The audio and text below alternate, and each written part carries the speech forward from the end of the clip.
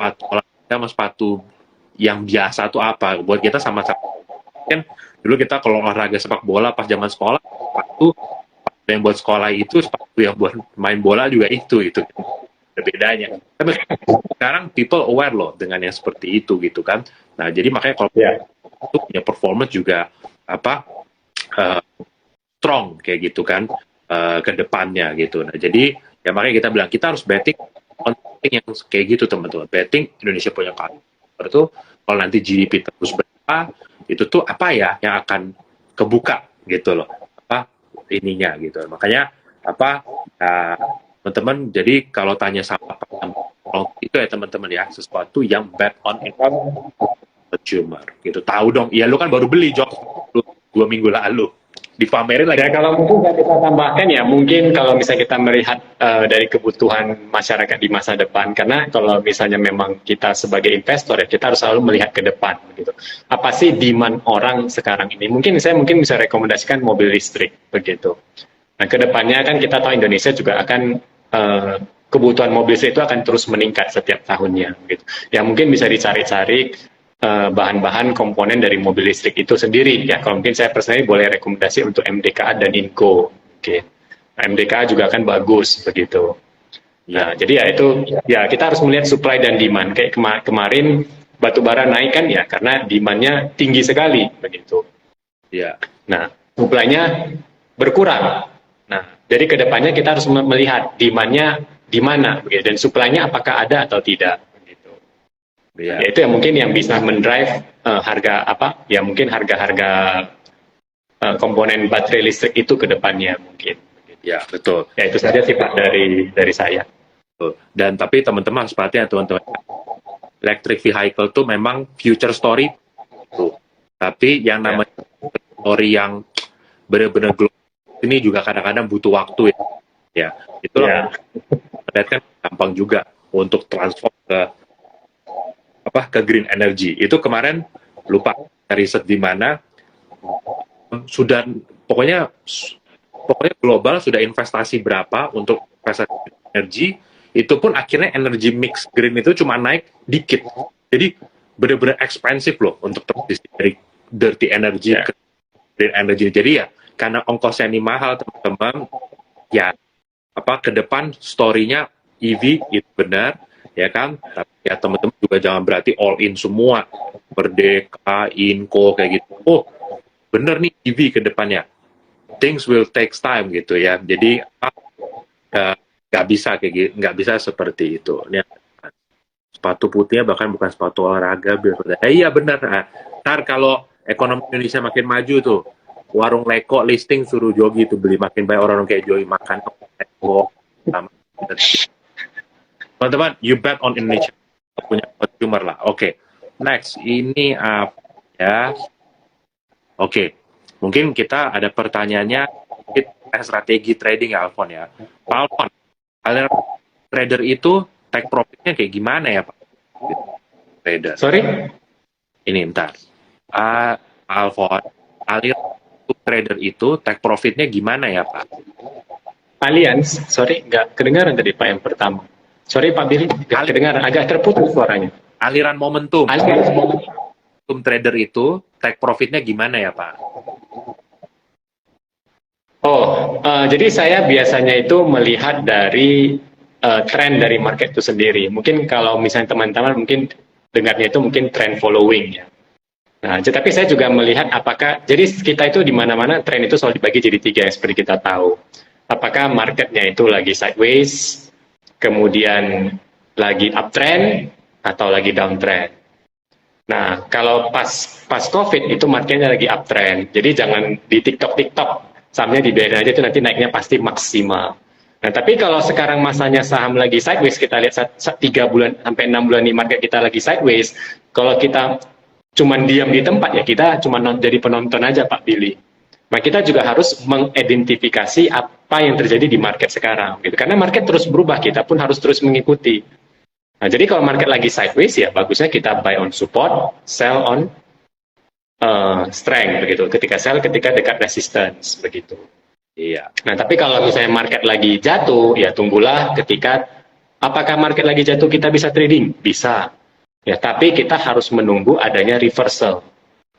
Jangan ketika sudah disupport kita ambil, belum tentu dia akan naik kembali. Apakah ada pola pembalikan arah? Enggak.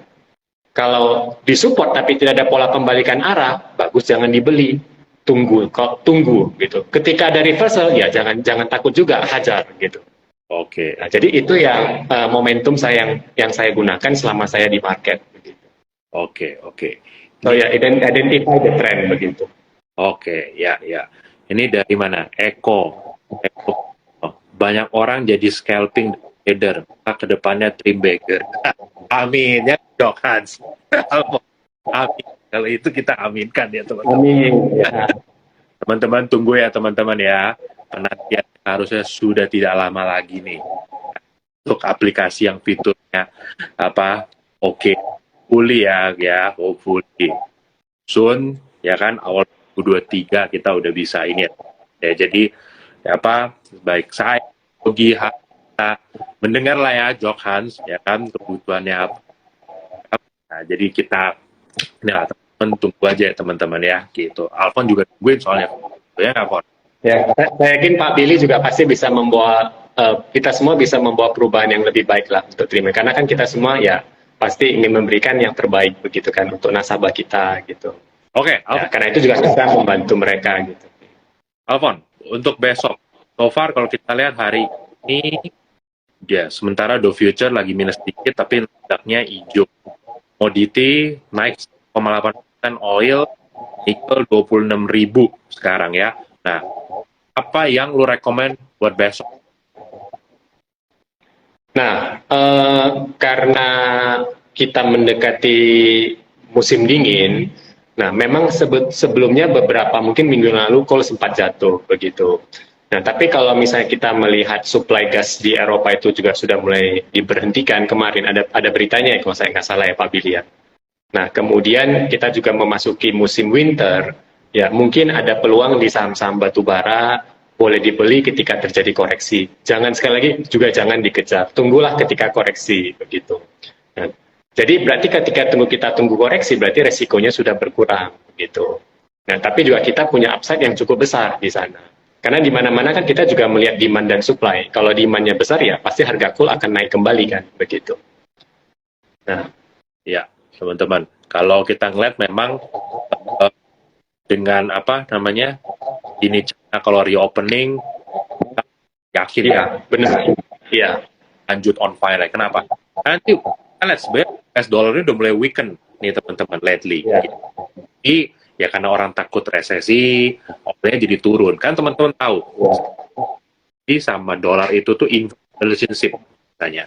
Yang satu naik, yang satu turun biasanya. Ini bukan daily, tapi some medium punya grafik biasa seperti itu. Nah, tapi makanya kita bilang kalau yakin opening biasa kalau ekonomi dunia itu lagi bagus, dolar itu cenderung biasanya weaken gitu kan, karena kan dolar itu sebagai level nih sekarang bukan cuma gold lagi gitu ya, dolar level sekarang kalau kita makin ekonomi dunia itu bakal improve ya, dolarnya akan getting weaker, China ini gitu kan, komoditinya juga jadi memang sebenarnya komoditi kayak oil ya, metal itu sebenarnya kita masih bullish ya, sebenarnya coal juga, cuma coal itu kan udah run-nya udah lumayan panjang ya tahun ini gitu. Nah makanya sebenarnya yang related dengan komoditi atau services komoditinya buat kita sebenarnya masih menarik ya teman-teman. Harus diakuin. Ya, investasi di saham komoditas atau related komoditas itu gampang teman-teman. Kadang-kadang ada tiba-tiba polisi tidur kan, kayak berapa hari tiba-tiba keluar dari indeks kan? Cuma kayak begitu aja. Atau yang bulan lalu tuh yang bulan Juni apa Juli ya, MDK sempat turun karena dibuang dari Junior Gold Index global. Itu kan sesuatu yang ya lu nggak bisa tebak lah, tiba-tiba udah ada kejadian rebalancing kayak gitu, mau nggak mau kan turun kan. Jadi rebalancing gitu kan dari indeks-indeks ini. Nah, tapi maksudnya di saham komoditas itu memang kita harus lihat lebih long term ya gitu ya. Karena kalau kita mau apa lihat day to day itu susah teman-teman gitu. Dan bahkan kadang-kadang harga saham atasnya itu sangat bisa. Contoh sekarang kayak di US, harga oil lagi turun nih, crude oilnya kan dari 90-an jadi 70. 79 ya, 78 79 ya. Tapi coba teman-teman lihat saham-saham energi di situ. Itu ETF-nya XLE namanya, investing.com. XLE-nya justru tuh. Nah, sekarang kan orang bertanya nih, mana benar sahamnya atau komoditasnya, gitu kan? Nah, tapi kalau kita ngelihat, nah kalau sudah kayak gini kita harus melihat dari makronya gitu kan. Nah, itu udah under investmentnya parah sekali. Itu udah 7 tahun, 8 tahun investmentnya terus gitu kan. Jadi sedangkan oil sekarang dibutuhkan jadi nggak cepat, itu ini kita udah salah juga. Jadi ke depan demand oil tuh dari open. Jadi sih menurut Pak, saya pribadi ini X factor nih. Kalau opening lebih cepat dari perkiraan broker-broker mungkin yang Q2 2023, ini bakal bisa affect di oil punya demand. Dan minggu depan juga kita punya meeting lagi ya. Nah, OPEC plus meeting ini ada kemungkinan juga OPEC bakal diperkat lagi. Kan dia udah cut. Jadi dia akan cut lagi. Nah, kalau dia cut lagi, ini akan bikin akan naik. Jadi, apa sebenarnya investing oil, metal sekarang itu cukup atraktif. Kalau view teman-teman, misalnya let's say 2-3 tahun lah, harusnya itu. Tapi kalau teman-teman view-nya 2 minggu, ya repot teman-teman gitu kan. Kalau yang kayak begitu, kita nggak bisa ya apa kalau yang kayak gitu. Nah, apa mungkin kita bisa tanya nih, coba nih sama Alfon. Alfon sekarang portfolio paling banyak di sektor apa? Nomor 1 sektor apa? 2 sektor apa? Nomor 3 sektor. Portofolio siapa? Portofolio saya atau portofolio klien? Tadi kayak gitu. Nah, itu kayak gimana susunannya sekarang? Sektor Portofolio saya pribadi atau klien? pribadi. Cash-nya berapa juga? Ya sekarang ini saya juga standby karena kan saya juga standby, pasti saya ada provide 50% cash. Ya, tapi saya juga tidak mau juga ketinggalan kalau marketnya rally ketika ada window dressing begitu. Tapi saya juga tidak mau terlalu agresif di saat sekarang karena ya selama dolar itu naik, selama saya berpengalaman di pasar modal, ya itu tidak bagus untuk kita punya pasar saham begitu. Nah, tapi saya juga melihat kapan ini sektor properti semuanya bergerak gitu. Sektor properti juga sudah cukup lama tidak bergerak dan mereka banyak saham-saham yang jauh di bawah harga sewajarnya begitu. Nah, biasanya dulu setelah sektor komoditas booming, sektor properti ini yang jalan. Ya. Tapi anehnya kali ini ya banyak ketidakpastian ya begitu. Nah, saya juga melihat apakah nanti mereka ke depannya bisa dengan setelah kenaikan suku bunga The Fed selesai, kemudian suku bunga mulai turun dan rupiah menguat, apakah mungkin nanti ke depannya sektor properti yang mulai jalan. Tapi ya sementara saya masih mengikuti saham-saham retail. Saya melihat LPPF karena ya sama di saham Java begitu. Karena saya melihat ya momen untuk window dressing itu di sana. Kemudian saya juga mengincar saham-saham big banks, contohnya BRI ketika ada koreksi. Karena menjelang tahun politik tahun 2024, Bank BRI itu tahun ini belum naik, Pak Billy. Nah, saya masih menunggu kapan ini gilirannya Bank BRI. Bank Mandiri udah naik nih. Nah, BCA juga all time high, cuman BRI yang ketinggalan gitu. Ya. Nah, makanya kalau ada BRI turun ya mungkin saya akan akumulasi terus menerus begitu. Nah, karena kemudian di tahun politik itu juga sektor-sektor kecil yang small medium enterprise ini yang akan biasanya lebih bagus lah untuk big banks begitu. Ya, padahal laba tumbuh terus ya Alfon ya, tapi saham belum benar-benar all time high lah ya. Ya, tapi secara 3 tahun terakhir itu tuh masih situ-situ aja sebenarnya gitu ya. Ya. Benar. Oke. Nah, apalagi ya? Tanya, oke. Setuju ya, by the way dengan ini Alfon ya. Dan ini juga sebagai view yang di tim research Trimega juga udah sempat ngomong lah soal properti, karena yang dibilang soal Alfon itu benar, direct properti akan boom. Tapi memang properti sekarang tuh kalau boleh perhatiin ya. Ini mungkin gue nggak tahu di Medan kayak gitu ya. Tapi kalau di Jakarta sini, kalau gue ngeliat harga properti nggak turun banget, atau malah nggak turun, gitu-gitu aja. Tapi harga rental itu naiknya lumayan, gitu loh. Harga rentalnya lumayan. Jadi kadang-kadang dulu lu misalnya sewa cuma berapa, kok sewanya naiknya lumayan ya, gitu ya. Tapi belum kemana-mana nih. Nah, kalau gua perhatiin sih begitu Alfon di sini, gitu ya. Nah, jadi sebenarnya tinggal tunggu waktu nih Alfon. Kalau lama-lama sewa orang mulai makin mahal nih, gitu kan.